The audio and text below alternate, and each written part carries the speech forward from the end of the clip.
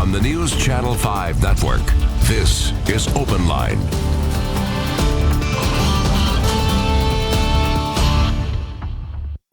Hello, everyone. Welcome to OpenLine. We are talking tonight about a bill that's getting a lot of attention. It has gotten national attention for Tennessee. Just yesterday, the legislature passed a bill allowing adoption agencies to deny gay couples, I guess based on religious grounds. We're going to talk about that bill, your thoughts, but happy to have with us Chris Sanders with the Tennessee Equality Project. Thank you for being here. Thank you, Ben. All right, so I guess first of all, tell us what this bill does. Sure. It does a few things. It is about private adoption agencies, some of which may be religious, some may not. And it allows them to turn away individuals or couples based upon the religious views of the organization, of the agency. And it allows them in two ways. It allows them by protecting them from lawsuits in our state courts. And it allows them by giving them access to state contracts and grants. So they would be eligible for state funds to do this. And of course, why the LGBTQ community objects is we don't think we should have to subsidize, pay for our own discrimination. I mean, if you're going to turn us away or have the ability to turn us away, not on the taxpayer's dime, please. So that's where we have an objection so strenuously to this bill. The legislature just started. This session just started. And then it's already passed in the Senate, and the governor has said he's going to sign it. Right. How surprised were you that it was taken up in the Senate and passed as quickly as it did? We knew at the end of last session that it was a possibility because it was set last year for the first calendar of this year. That said, we hoped that the fact that it is a discriminatory bill would deter them from making it the first item on the agenda this year. I mean, they have a choice. They can take bills off notice. They can move them around. And unfortunately, the sponsor decided to stick with it and run the bill the first day. Couldn't be talked out of it. So they had their debate and their vote, and it passed, and the governor said he's going to sign it. It sends an ominous signal to my community, but across the country, that this is the tone for this legislative session. And what is the real impact? Do you know people that will not get? How many adoption agencies are going to use this, in your opinion, to deny gay couples? We don't know. The Ethics and Religious Liberty group within the Southern Baptist Convention is celebrating this. So that may be a hint, but I don't know that they would speak for all Baptist agencies, and certainly not all Baptists. But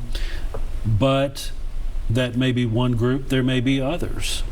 What I worry about is when state funds start flowing into private organizations for this purpose, that is the sector of adoption that will grow, because it is fed with our tax dollars. So while I don't begrudge those agencies from serving children, not in the least, I'm glad they do, if they're going to turn some segments of the Tennessee population away and shrink the pool of parents, then I don't want them doing that with our tax dollars, and I think that's wrong. I think our tax dollars ought to go to the children who are in state custody or to those agencies that will place with any qualified, loving parent. What were some of the arguments? There were some Republicans who voted, I guess they voted present. In other words, they didn't vote for it, but they didn't vote against it. They had some concerns about it. Right. So let's talk about, and it's an inside baseball thing, and we'll only spend a second on it. But what people need to know is when you have a floor vote in the House or Senate in the Tennessee General Assembly, you have to get 50% of the total membership plus one to pass a bill. So there are 33 state senators. You've got to get to 17. If you get 16 yes votes and 14 no votes, you still lose because you didn't get to 17. I'm sorry that's esoteric and inside baseball, but it may help folks understand that a present not voting vote is actually counts like a no vote. Right. But then they can't be, if they're commercials or something later on. That's but right. there were several. So there was some concern on the Republican side about this. Yep. Now the governor says he's going to sign it.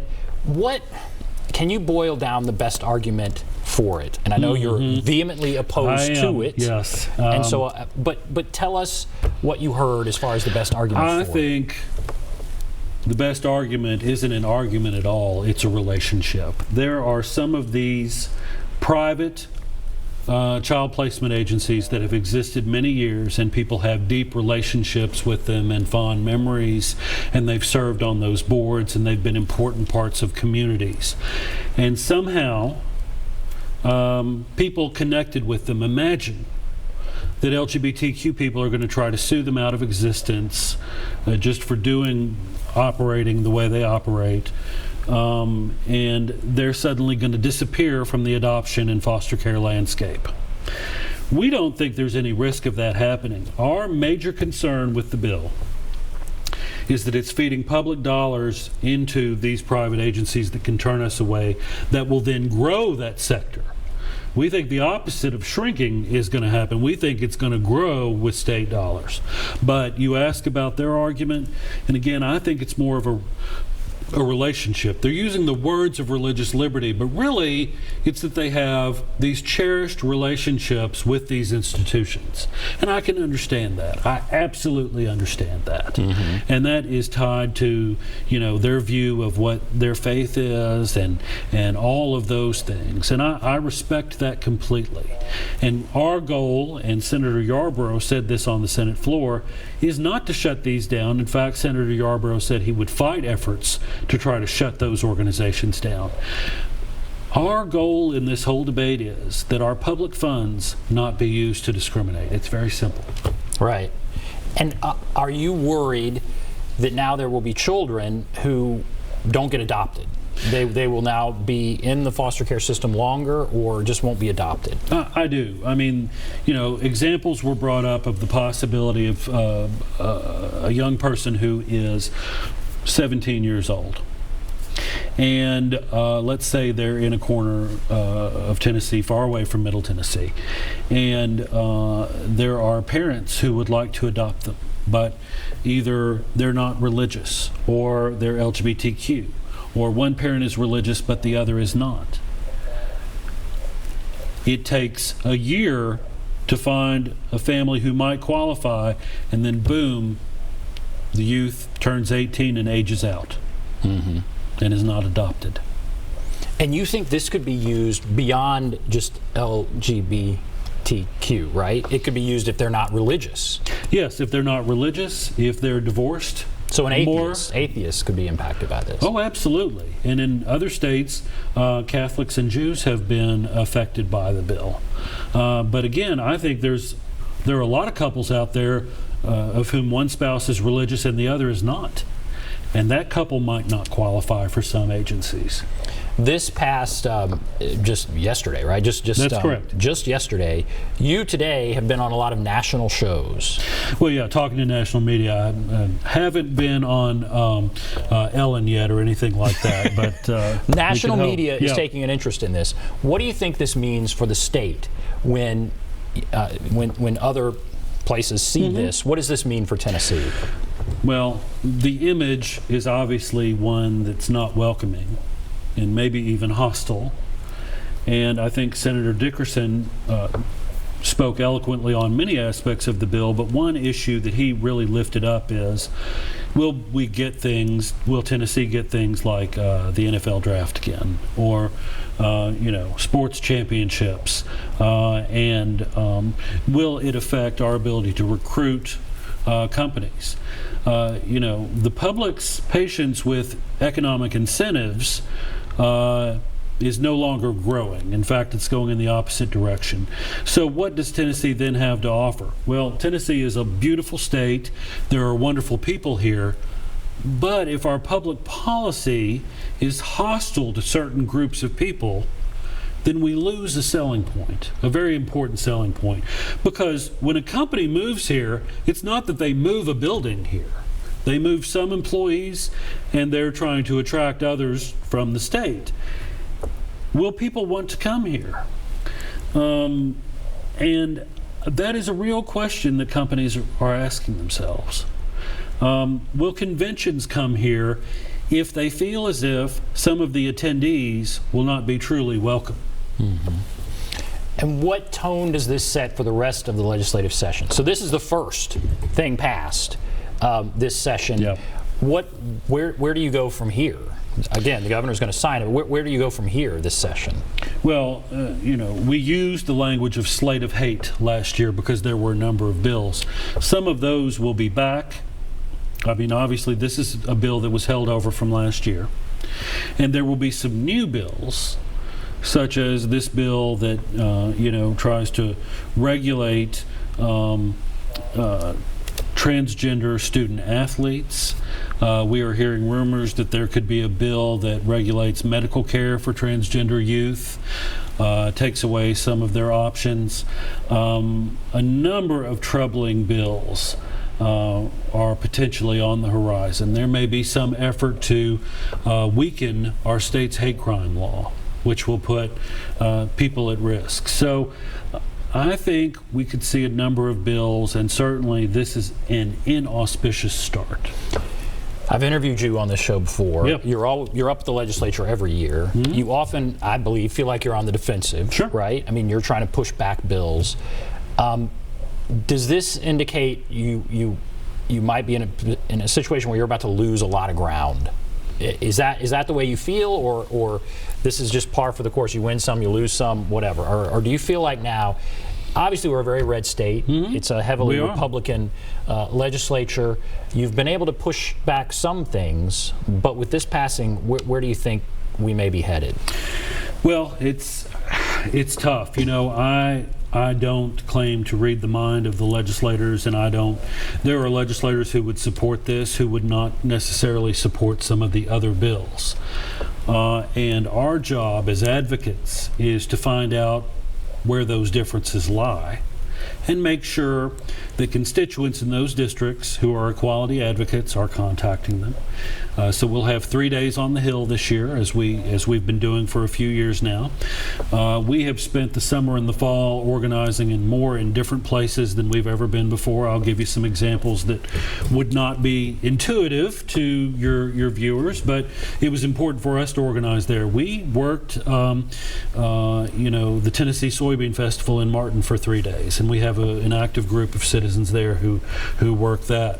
The Morristown Craft Beer Festival, because we have an active committee up there, because we need to be making our case in areas that the far right takes for granted.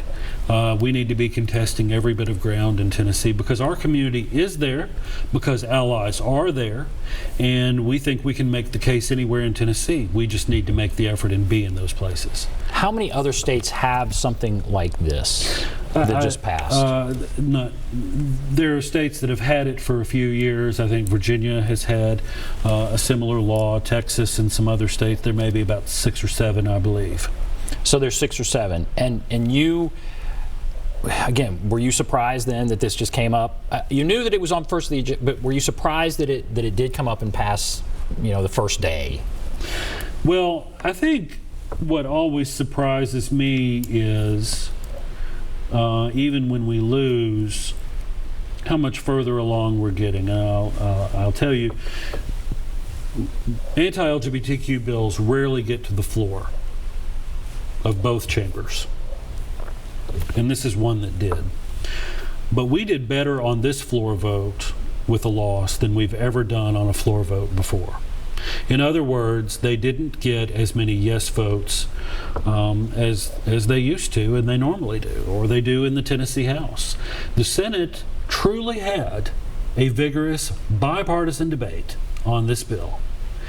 And there were, as you noted, a number of Republicans who were uneasy with the bill and did not cast yes votes for it. And that is an important shift. And for me, it's a watershed moment. Do I wish we'd won? Yes, I do. But there was a real debate. There is a chance it could have gone the other way. And now we have representatives, senators in both parties questioning the merits of that bill. The lieutenant governor was one who declined to vote. The lieutenant governor did. And spoke on the floor against it. And what do you think is the reason there? Is it a shift in the way people feel toward the LGBTQ community? Or is it a concern that it would have a financial impact? I think it's some of all of it. Again, you'd have to poll each individual. I know there are legislators up there who are right-wing but have LGBTQ family members, and that has begun in some ways to shift their views. There are others who have family members, and it has made no difference whatsoever in their views of these bills. There are others who take the business view that this is bad for the state, and for some of the legislators it's a combination. But we see that more and more of them are meeting members of the community from their districts, and we think ultimately that is what will shape votes for equality. So I see a shift. Again, I'm disappointed by the loss, but we're moving. All right, that kind of sets the table. Now we want to hear from you. Phone lines are open. There's the number, 615-737-PLUS, 615-737-7587. Take a break. Be back right after this.